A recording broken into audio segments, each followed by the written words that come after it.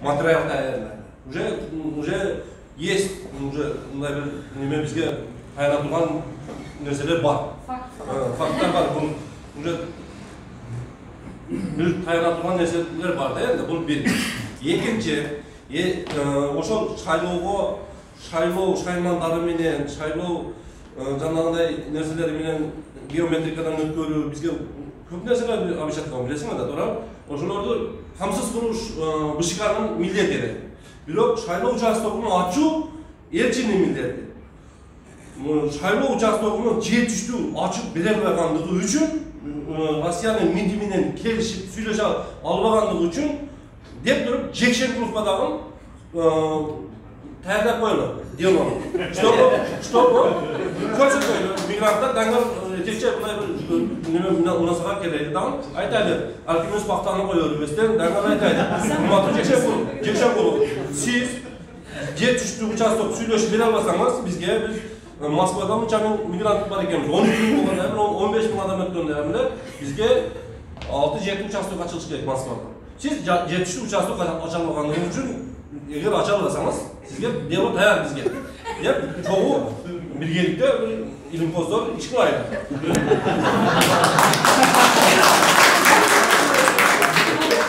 Мына ушу сигнал көзүм ачат. Жекшенкуловдун көзүн ачат. Шайлообековдун көзүн ачат. Силерге биздин талаптар бардык пункттун ар жагында туруп акырда силер мына ушу биздин талаптарды аткарылган болсо биздин сөздөрүбүз, немелерибиз туруп калбаш үчүн биз прокуратурага кайрылабыз дейбиз. Кайрылабыз, тийиштүү органдарга кайрылабыз. Мына ушундай деп жазып, кошумча киргизип койсок, көздөрү кара ачылса керек дейм да.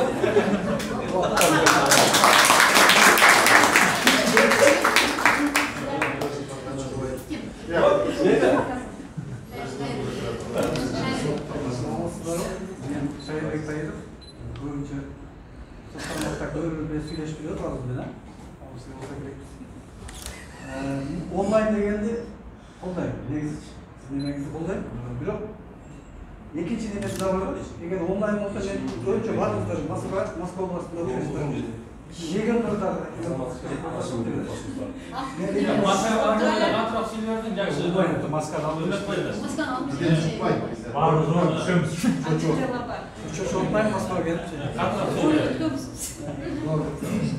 Казандан келдим, Казандагылар так эгер онлайн болсо бизге жакшы.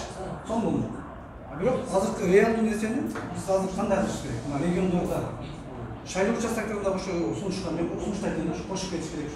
Башка Казань, Екатеринбург, Челябинский, Самара ушул жерлерде кошуп, ушулардын да немелердин укуктарын биз кандай жеткизишибизге аракет кылышыбыз керек. Ошол ар кайсы аймактар участок ачкан чоң чыгым болот го. Онлайн жаш балдар эле ачып койду деп атпайбы, эч кандай хакерский аттактар неме болот. Эгер ушул приложениени ача албаган бийлик анда башка эмне жумуш бүтүрөт? Шуну түшүнбөй атасыздар. Жок, эгер аны жасай албаса, мына биз жасап берели деп айтыш керек. Оюңузда ошондой бар.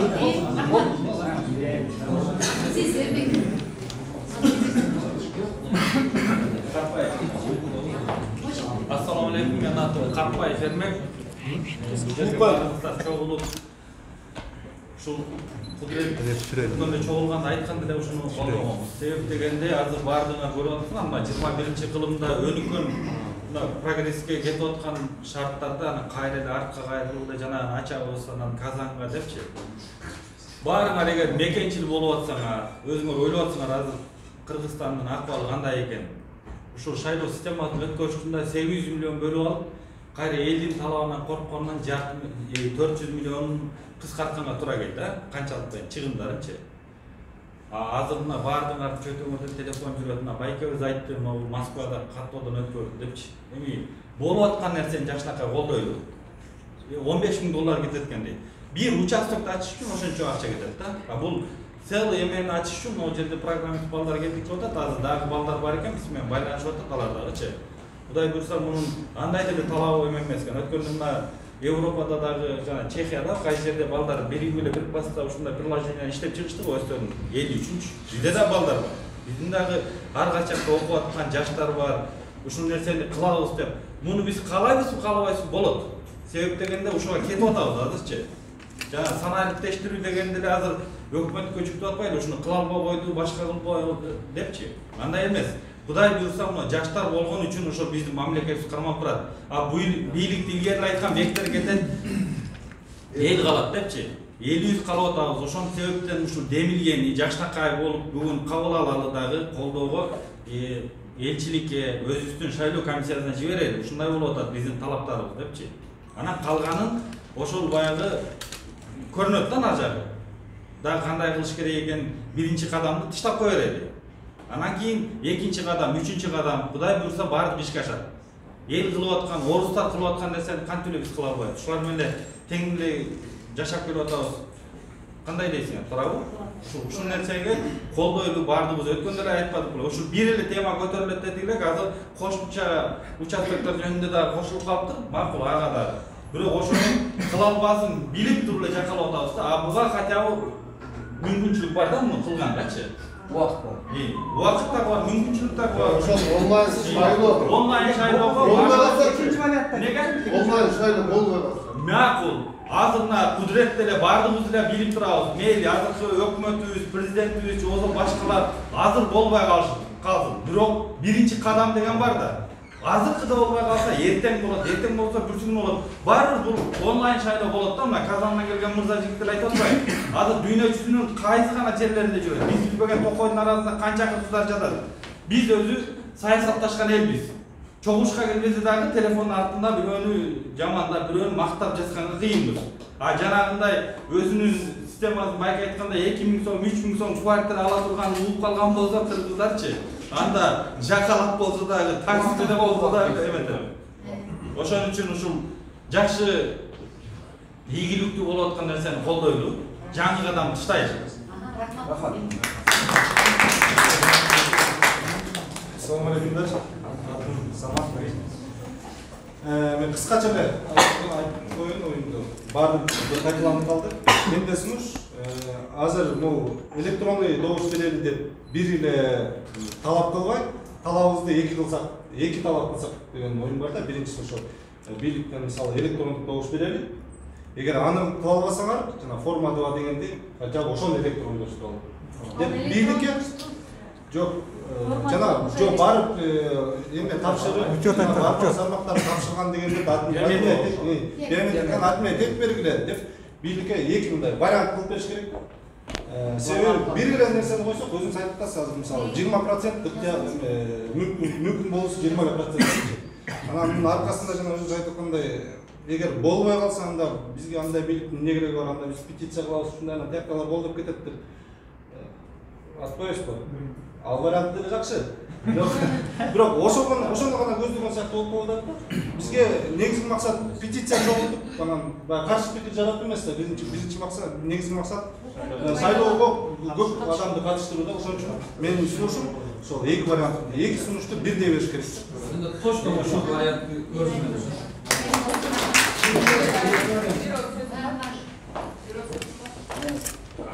Саламатсыздарбы бардыңыздар? Атым Динара, мен деген саясатта жок адам элем. 17-жылы шайлоого келип, сөзсүздө кирбей калган күндөн баштап мен саясатка кызыга баштадым да.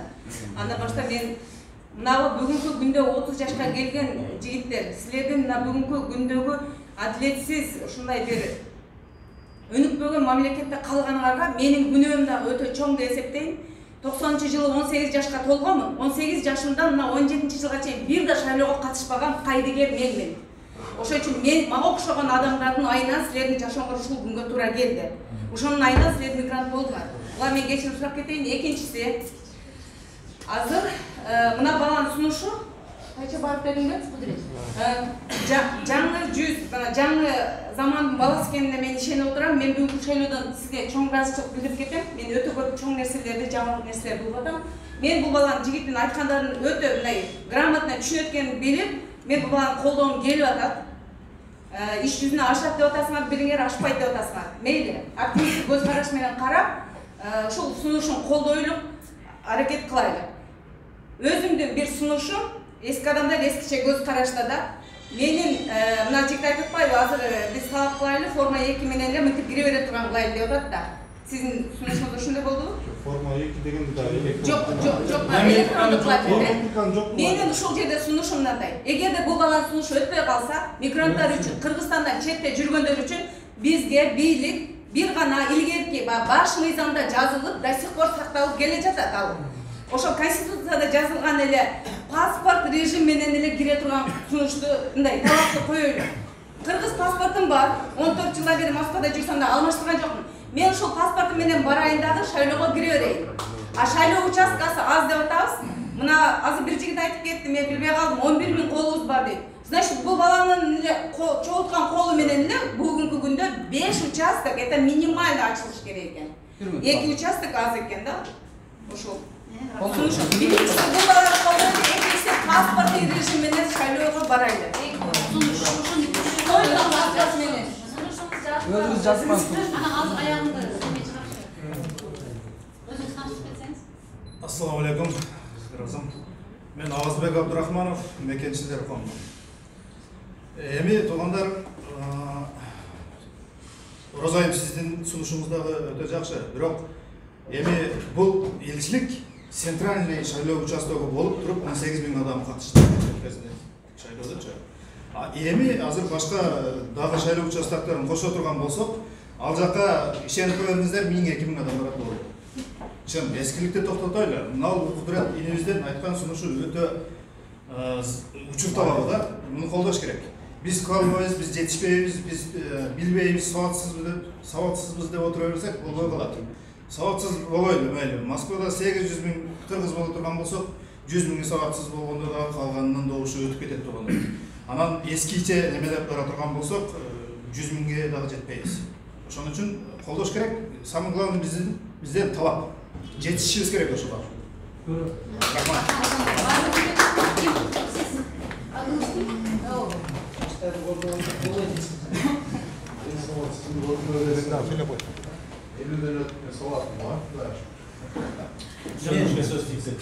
Мен Карим Садыралы, чоңуштуу эле келдим да. Азыр мына Кудрат да. Мага өзү телефонго түштү. Мен аябай сүйүндүм, ушундай биздин жаштар бар экен, ушундай нерселерди ортого коюп атканына мен монуша канча коом отурат ушул жерде да, коомдар деп атасыздар. Мен айтам да, болбойт деп эле, болот деп эле иш кылсак болбойбу? Бул балдарга берели ошо онлайды мен деле жакшы көрөм. Мисалы телефонду ача албасам дагы, компьютерде иштей албасам дагы, үйдө отуруп шайлаганды мен жакшы көрөм. Мен эле эмес, баары жакшы көрөт да. Ал эмне үчүн биз ошону талап кылганга биз буга жардам бере албайбыз? Мынаша жамаат, коом, эмне үчүн? Эмне үчүн ушуга жазып кагаз түрүндө барып бере албайбыз? Мамлекеттин милдети мигранттарга колдоо көрсөтүп, шарт түзүп берүү. Эмне үчүн силер мигранттар биз жүгүрүшүбүз керек? Биз жазып берип эле коюшубуз керек да, бул ишти кылыш керек, балдарга беришибиз керек. Мүмкүнчүлүктө. Болбойду, кыла алсаң, кылгыла жигиттер. Мен колдойм мисалы. Рахмат. Болот, ана болбойт деген ордуга, давай болот деп алдыга чыгалы жигиттер.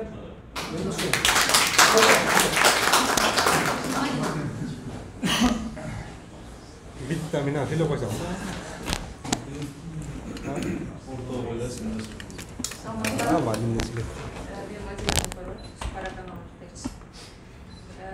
Бүгүнкү чогулушты колдогон үчүн келатабыз. Самый главный өзүнүн айткандарына 100% кошулам. Себеби техниканын үлкөнү кыргыздарга деле таасир берип, Москвада мына бир эле мисал ошо карантин башталды дегенден кийин 1 айдан кийин жанагы эмени жүрүп калдык да, пропуск мененчи. Ошону уюштуруп атпайбы? Эмне үчүн бизде мүмкүн эмес? Бизде канчалаган программа, бизде айтыштык балдар бар, башка өлкөлөрдө ошо. Бирок бир суроо бар. Эгерде ушул системаны Кыргызстан общий жалпы шайлоого тиешелүү болуп, шайлоо участкага барбай, үйдө отуруп шайлаганга мүмкүнчүлүк болсо, Кыргызстандагы айылдагы кээ бир интернети жок жерлерде балким ошол маселе жаратабы жүрүштөр. Бул дагы мигранттар деп атпайбы? Мигранттар жок, вот бир суроо да. Андан кийин эгерде экинчи маселе боюнча ошол экинчи суроо ошол эле чет жактагы жүргөн ушул бүт эле мигранттар биз шайлоого катышпай калабыз. Же списокто жок болуп калабыз, жанагы эле айтып аткан форма самат айтып аткандай. Мынакей туура айтты. Атайын консулдук учетко чакырып келгиле десе бир күндө 17 адам келди деп атасыз. Вот эми шайлоодо ошол канчалык эме болот. Эгер ушул нерсе ишке ашышына чын жүрөктөн ошо болушунча аракет кылабыз деңиздерчи. Бирок ошол нерсенин сиз өзүңүз айткандай 20% ыктымал. Бирок эгерде бул жагын да караш керек. Эгер ушул нерсе 20% болуп аткан болсо, калган 80% ишке ашпай калган учурда башка кайсы вариантын карайбыз? Ошол эки маселени самат айткандай туура чечиш керек. Мурзаке дагы айтыптыр. Жана консулдук менен өзүнчө сайт ачып. Бирок бизден сырткары Москва, Россиядагы жүргөн кыргыздардан сырткары башка өлкөлөрдө жүргөн мекендештер бар да. Бирок ошолорду кантип алар менен дагы мындай бир группа жок, бир ушундай биз Москвадагы эле мекендештер ушул жерде азыр бир 50 адам отурабыз. Мындан сырткары кантип чогуу алабыз ушул нерсени көтөрүп чыгыш үчүн? Бизде канчалык күч бар, канчалык үн бар ошол жерде? Биз ушул нерсени алып чыгышыбыз үчүн канчалык мүмкүнчүлүгүбүз бар? Биз азыр да резолюция түзөбүз же кол коебуз, ушул нерсени көтөрүп чыгабыз деп импичмент жарыялайбыз деп атабыз. Бирок ушул нерсени ишке ашырыш үчүн дагы кандай ыкмаларды колдонушубуз керек? Журналисттер бар. Рахмат. Журналист суроо бергенде сразу жооп бериш керек. Биринчи суроосу жанагы 20% ыктымалдык жөнүндө. Монголиянын президентин билесиздер, өзү борчу киши да, илим билимден алысыраак киши. Президенттикке келди, анда эрк бар. Бардык мамлекеттер тизди, 39 саат берди, немени офшордон байланаларды алып келип койгула деп. Саакашвили келди, бүт ворлорду, криминалдык мирди өлкөдөн кууп чыкты. 24 саат убакыт берип, болбосо өлтүрүп атабыз деп. Жөн эле эрк же Саакашвили мушташканын көрдүм. Ошондой эле бул жерде 80% ыктымалдуулук президенттин гана эркинен. Эгер президент давай кылгыла, бирок менин башым жетпейт десин, мен команда топтоп ушуну ишке ашырып бере алам. Мен көзүм жеткен үчүн ушунча элге бүт Кыргызстанга уят болуп туруп сунуш кылган жокмун да. Бул ишке аша турган болгон үчүн эме болду. Азиз Абакиров деген бар. Кыргызстанда ошол программисттерди даярдап бир 15 жылдан бери иштейт да. Япониянын заказын аткарат, ошо Кыргызстанда отуруп алып. Жанагындай топографический электронный карталарды, бүт немелерди Кыргызстанда отуруп жасашат ошол балдарчы. Ошолор мисалы дүйнөгө продукция жасап атат, Кыргызстандын заказын бекер аткарып берет. Мисалы ошол Азиз Абакировге кайрымчы болсокчу, мисалы үчүн да, бул 80% неге болбой калышы мүмкүн? Ушу президенттин каалоосунан болбой калышы мүмкүн. Ошол эле маселе. Технический жагы парламент, сиз айтып атасыз кайсы инструмент, механизмдер деп. Билбейм, мигранттар элчиликке барып, ошо менен чектелип калыптыр да, патология, элчиге кайрылабыз, элчиге каршы жолдойбуз. Немени бийирип алыш керек, тепкичтичи. Мен айтып атам, кайрылууга бул элчи эң акырында колдонулган, кабардар болсун деген үчүн кол кошулат да. Кыргыз Республикасынын президентине, өкмөт башчысына, БШКнын төрайымына, ГРСке, парламент башчысына, ар бир партия жетекчисине, депутаттарга баарына кайрылып жөнөсөк, ошол жерде арасында мен азыр бияка келип чекти сүйлөшкөн депутаттар. Силер ыйлагыла, биз көтөрөлү, биз биякта качан кетели деп атат. Эртең маалымат каражаттарына ушул тема биринчи орунга чыксын деп атышат.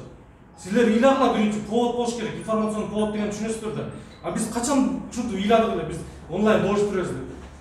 Кайра эле немени биз өзүбүз кошпошубуз керек, экинчи вариант. Участокты көбөйткүлө депчи. 1000 көбөйтсөк да 700 000 киши катышпайт. Анан айтып атасыңар, добуш бербейт баары бир депчи. Мен анын механизмин жолунда айтып бердим. Мына Россияда катышпай коет деп акчалай неме кылдым. Мына Толкунбай Бакез 2000 сом уттум деп атат. Чынбы? Биз майдалап бербейли 10 квартира алып коелу, добуш берет ушул кыргыздар. Партиялар өлүп кетсин, мен ошол квартираны утуп алыш мүмкүн деп дагы ошол приложениени үйрөнөт. Ал приложениени 1 мүнөттүк видео кылып койсок, мындай колдонгонду. WhatsApp'тан жөн эле тарап кетет. Аз бирөөнүн кыйшыйгында бийлеп болгон, ырдап койгон деле тарап атпайбы? Жетет бул жөн эле. Квартира утам бекер деп эме болсо. Бул жагынан эч камсынабаган. Элдер издеп жүрүп ошону.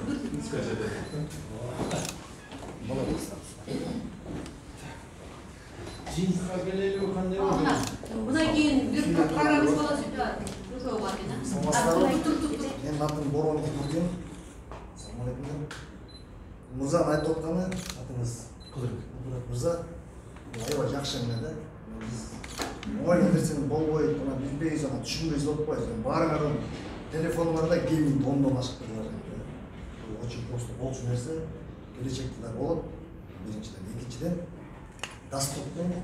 Үчүнчүдөн эң чоң негизги маселе, мына айтканда 100% болбосо да 80% кыргыз катышат шайлоого. Жанагындай жолдор менен 10% эмес, даже 0,5% келет. Эч кимдин ол ошо жумушунда выходной жок деп эсептелет. Баары бияқта жумуш менен эле. Обычно шайлоогочу муну ишке ашырыш керек. Бул система, идея жакшы нерсе биринчиден. Анан жана бияқта программист балдар айтпады, айтышты балдарчы 10 күндө создавать этсе, 15 000 доллар кетет. Если ошонун баары чындык болсо, бул ишке ашырсак болот. Ашырыш керек. Баардык үйүндө жатып алып эле толук 100% шайлоого катышышы керек. Бул мүмкүнчүлүк, орусча айтканда удобство. Биринчиден. Анан экинчиден менин сизге суроом болуп атат. Өзүңүз уступ айтып атканда, бул баягы менин оюм, эч кандай бир партиянын же провокационный оппозициядан эмесмин. Siz aytып kеттiniz, biz men deputatlar менен сүйлөштүм, алар давай деп атат, алар макул болот депчи. Балким мен түшүнбөй калдым. Балким бул проект электронный эметелген кайсы бир саясий партиянын же саясатчылардын проект же тапшырмасы эмеспи деген сөз болду. Азыр элдин баары, мен деле катышкан мигрант. Баардыгы ачык калган. Тигинин тапшырмасы, мунун заданиясы выбор келтип чуркуп атат, иштеп атат, провокатор. Шунун элдин алдына, камеранын алдына ачып, мен баланча сиздерге окшоп эч кандай чиновник эмесмин, эч кандай партияга катышпайм. Жөн эле как кыргыздын жаран катары, патриот жигит катары мамлекетиме, мекениме бир сылым ошо бир идея алып келейин, бир жаңылык алып келейин деген менин жеке оюм менен жеке идеям десеңиз анда болот. Мына биякта дагы кемел атыңыз. Бул жакшы нерселерди айтып кетти, бул да ошо көз карашты айтып кетти.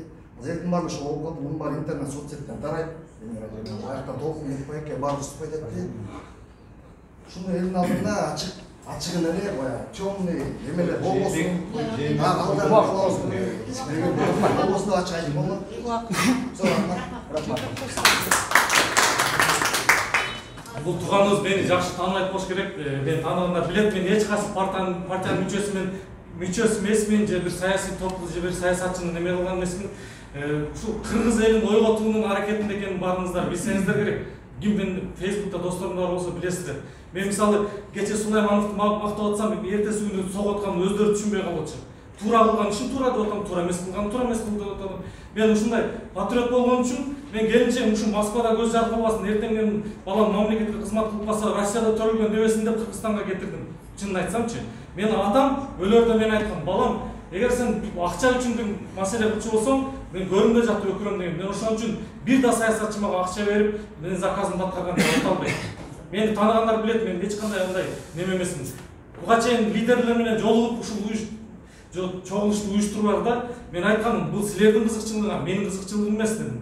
Эгер электронный шайлоо ишке ашып калса, ар бириңер өзүңөрдүн партияңарга чуркайсыңар. Силерге выгодный бердим. Мен мына айткылап, мага кандай кызыкчылык могул жерде? Эч кандай кызыкчылык жок. Башка бир ойго түш керек болчу, просто ошол мен болуп калдым. Ошол эле. Себеп болду да. Сиз кыскараак да? Кыскараак, ассалам алейкум. Да, бир жолу кечиресиздер, убактыңарды экинчи жолу алып атканыма. Бул жерде чынын айтсам өзүмдү депутат катары сезип атам. Мандатым жок, бирөө менен мушташкан жокмун да. Болбосо бүт баары эле бир жагы, сол жагы за, оң жагы против болупчу. Бул жерде аксакалдар айтып кетти, жаштарды колдойбуз деп, могу видеого тартылып аткан тасманы да бир жолу көрүп койсоңор. Мен өзүм жөнүндө айтсам, мен буга каршымын же против колдон келбейт деген жокмун. Я за колдойм, бирок ошону идеалдуу кылып иштеп чыкса. Сунушу, силер айтып атасыңар, бир жуманын ичинде кылса болот деп. Шайлоого чейин бир ай бар. Демо версиясын жасагыла. Ошонун артынан биз көрөлү. Кандай болот, кандай жок. Потому что мигрант это только Россияда эмес, бүт дүйнө жүзүндөгү жүргөн, чет өлкөдө жүргөн кишилер мигрант болуп эсептелет, туурабы? Вот. Анан экинчиси, бул проектти колдойбуз. Силер жасагыла, биз колдойбуз. Если өтпөй калган болсо, бул эжеке айткандай эски эле системаны идеалдуу кылайлы да. Кандай кылайлы? Силер айтып атасыңар, бирөө обедке кеткенде бирөө салып коет деп. Урунан ортого коелу биринчиден. Экинчиден только именно жанагы какой-то статусу бар учрежденияларда урун ачылат депчи. Давайте биз могу офисти снимать этсек, Кыргызстандын требовать эдели, ушуну Кыргызстанга бир күнгө таандык деп, ушул кабинетти бизге берсин. Анан эң акыркысы киши керек, акча керек тиги бул деп атасыңар. Ушул жерде өтө мындай мекенчил кишилер көп. Ар бири ортого акча чыгарып, ошо шайлоо комиссиясын же мындай бир кабинеттер чечкенге акча чыгарайлы. Анан ошол жерде турган кишилер Кур'ан-ы Каримде, если ар биринин жүрөгүндө дин болсо, Кур'ан-ы Каримде сөз берип, мен эч кандай жанагы фальсификацияга барбайм деп, ошол жерде комиссия болуп берсе туура болот. Силердикин да колдойбуз, ал болбой калса, бул жакты идеалдуу шайлоону өткөрүп алайлы. Потому что сиз айтып атасыз, акыркы сөзүм, жанагы кабинет, голосовать этсе 2000 береткен, 3000 береткен, анан силер айттыңар, бир 10 квартира болуп коелу депчи. Адамдын ою уже Кыргызстандын жүрөгү эмес да. Мында Кыргызстан ушул киши 10 берет экен деп голосовать этпейт да. Квартира утам деп голосовать этип коюшу деген Привлекать тоже надо, привлекать.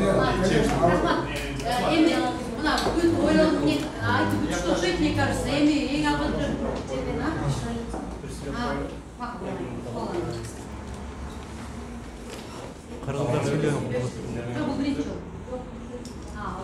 Мен кошумча бир нерсе айтып коеюн, биз Баткен областынын Сай деген айынан болом. Ошо биз карантин убагында биздин айылдаш жөнүкөй эле балдар жатып айылга приложение жасадылар да, айылдык коомго. Ар бир түшкөн, бизде 200 рубльдан айына берип турабыз. Ар бир түшкөн акча ошол жактан көрсөтүлүп турат дагы. Анан кайрымдуулукка кайсы жака иштелип атат. Ошол онлайн көрсөтүлөт да. Мындай Сай коому деген приложение бар. Ушундай кирсеңиз, любой элемеде ачып туруп менюдан мисалы көрсө болот. Кайрымдуулукта кандай эмес, кайсы жака жумшалып атканын. Бул эми айылдык уровень деген нерсе да. Айылдык уровеньде ушундай приложение жасап иштеп атышат. Мага эки баланын 4 күндүк убакыты, анан 4000 рубль кетти да. Ушунча эле каражат кетти. Эми мен айта турган нерсе бул реально жасай турган нерсе да, кылса болот. Бирок муну сөз менен айтып, бул жактан талашпай эле, может 2-3 программист баланы бул жакка чакырып топтоп туруп, макетин жасап туруп сунуштап коюш керек да. Ушул нерсе, ушул приложение онлайн каттоого мүмкүн турса болот, анан мүмкүн онлайн шайлоо электрондук мындай каттоого болот, анан шайласак болот дегенчи сунуштар. Ошол кичине жемиштүүрөөк болот. Жок, бул жактын чыкканы менен элибиздин айтканы аябай мага неме берип атат. Мына бир айыл приложение жасап коюпту, бүт дүйнөдөн келип көрө турган. Эми ушуну жасап турган мамлекет уят да. Эгер президент команда берсечи, ГРСте, ГКМБде отурат ошо кибер отделдин балдарычы, ошолор өздөрү эле жасап коет. Демо версиясын иштеп текшериш үчүн биз ГРСтин же ЦИКтин базасына подключение болушубуз керек. Мисалы, мен паспорттор менен сүрөткө түштүмбү, ошол иштешин далилдеш үчүн тияка подключение болуш керек. Муну баары мамлекет кылат, Просто эрк гана керек, биз талап эле кылалы, калганы мамлекет кылат деп атат. Талап эле кылалы ошол. Калаганда кылат, макет бир нерсе кудурет экен. Мындай болуп атат да, мен жана сөзүм толук мен каршыдай эле каршылап калдым. Жок. Эгерде онлайн ачса жакшы, мен да колдойм. Бирок баардыгы биз алдандык да. Консулдук каттоого турабыз, бирок онлайн болот экен, өтө турабыз деп 6 ай алданып калдык да. Эми ал болбой калды. Дагы мына онлайн шайлоо болот экен, биз үйдөн отуруп шайлап болот экен, эч ким келип каттоого турбай койсо, дагы утулабыз. Эки вариант. Мен айтып ушул суроого жооп берип коеюн. Силер могу элчиликтин деңгээлинде ыйладыңар, ошон үчүн эч ким караган жок. Мамлекеттин деңгээлинде ыйлаган кошуналарды айтат, эми олар ыйлап атат, бас жагы бизге аппараттан ички иштер министри жок адам. Силер ыйлагандар мен уккан жокмун мисалы. Мен айтып атам механизмин. Бүт соцсет боюнча хэштегти коюп туруп, бүт дүйнөдөн мигранттарды ойготобуз. Эртең бүт маалымат каражаттар жазсын ушуну.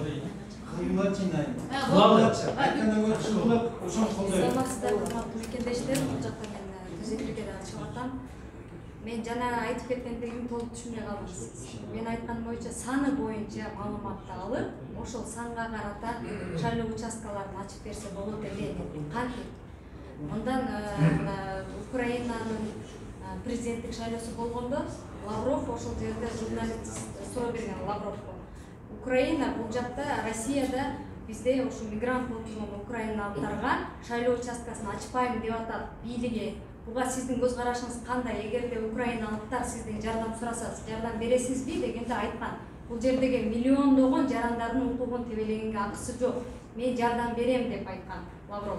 Ошондой эле өткөндө элчилик ушул маселе боюнча биз чыгып атканда элчилик өзүнө чакырып туруп айтты. Лавров дагы башка кишилер дагы жардам берет. Эгерде силер сурансаңар шайлоо участкасын ачууга деди. Силер ошол жогорку кеңештеги адамдарга айтып ошол мыйзамдын ошол кайсы бир бөлүмдөрүнө өзгөртүп киргизсеңер шайлоо участкаларын ачып берүүгө уруксат берет жана жардам берет. Бул жерде шайлоо участкасын ачуу маселе эмес деди. Маселе силерде деди. Мен сиздерди айтып түшүнүп атам. Бул жерде 700 миң, 800 миң Москва жана Москва областында кыргыздар бар болсо, алар шайлоого келбей коюшу толук ыктымал, алардын жарымынан көбү деп атасыздар. Мен ал ошо 800 миңге алайыктуу кишиге шайлоо участкасын ачып бергиле 400 миң деп айтканым жок. Бизге жок дегенде 2017-жылы керек болсо мына ошол жерде 10 миң деген адамдар туруп, ошолорго ылайыктуу шайлоо участкасын ачып берген жок да бизге. Мен ошону айтып атам. Ошолорго ылайыктуу шайлоо участкасын ачып берген жок. Келген күнү ошол адамдар шайлоого катышам деп келген адамдарды жөн эле жарандык паспорт менен биз шайлоого кирип өзүбүздүн добушубузду бергенге укуктуубуз деп туруп, форма 2-син дагы биометрикалык каттоосун да жокко чыгарып туруп эле өздөрүнүн жарандыгын пайдаланып шайлоого кире турган укукту бергиле деген экинчи сунушту берели деп атабыз. Сиз айтып аткан сунушту мен эч кандай каршылыгымды билдирген жокмун. Мен алардын оюн айттым сизгечи. Биз деген мына 2 ай убакыт калды, мыйзамды өзгөртүп албайбыз. Жок болсо силер деген электрондук санариптешкен убакытта эмне үчүн мурдараак айтпадыңар деп ошол суроолорду да берип, кайра бизди жарга такышы мүмкүн. Мен сиздин айтып аткан сунушуңузга макулмун. Бул сунушту себеп дегенде биз 3 жылдан бери берип келатабыз. Шайлоо боюнча бизди уктап аткан жерибизден ойготуп сурасаңыз, ар бир сурооңузга жооп бере турган деңгээлге жетип калдык да. Ал эми консулдук менен биометрикалык каттоону онлайн ишке ашырып бергиле дегенибиздин себеби консулствода дүйшөмбү күндөн жума күнгө чейин эртеңки саат 9-дан түшкү саат 1-ге чейин эле консулдук каттоо уруксат. Кайсы мигрант будни күндөрү өздөрүнүн жарандык укугун пайдаланыш үчүн жумушун таштап барууга убактысы бар, убактысы жок да алардын. А булар атайын түрдө биздин кыргыздардын жарандарынын укугун тебелеп атат. Булар деген сиз айткандай башка дем алыш күндөрү дагы эртең саат 9-дан түшкү саат 1-ге чейин эмес, кечки саат 10-га чейин кылып койсо деле биз консулдук учеткон деле өтмөкпүз. Өтө турган кайдыгер эмес жарандар деле бар. Бирок мейли, анысына деле мейли дейли, сиз айтып атасыз, шайлоо күнү ойгонот кыргыздардын көпчүлүгү, анан келет дагы консулдук учеттон өтпөй, форма 2-ни тапшырбай туруп кирет деп. Ооба да, албетте өздөрүнүн жарандык укуктарын билет да алар. Баш мыйзамда жазылган шайлоого жана шайланууга укуктуу